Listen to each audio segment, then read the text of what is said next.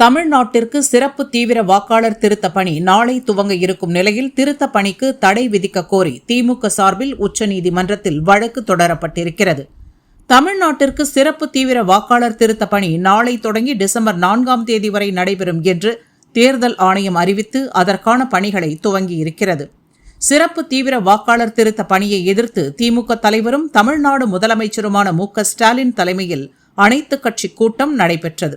இந்த கூட்டத்தில் சிறப்பு தீவிர வாக்காளர் திருத்த பணிகளுக்கு எதிராக சட்ட போராட்டம் நடத்த தீர்மானம் நிறைவேற்றப்பட்டது.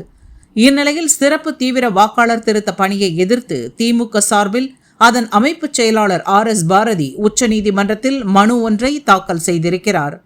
அதில் தமிழக மக்களின் ஓட்டுரிமைக்கு எதிரான வாக்காளர் திருத்த பணியை தேர்தல் ஆணையம் கைவிட வேண்டும் என்றும், தமிழ்நாட்டில் தேர்தல் நடக்க சில மாதங்களே உள்ள நிலையில் வாக்காளர் பட்டியலில் சீராய்வு செய்வதை ஏற்க முடியாது என்றும் குறிப்பிட்டிருக்கிறார்.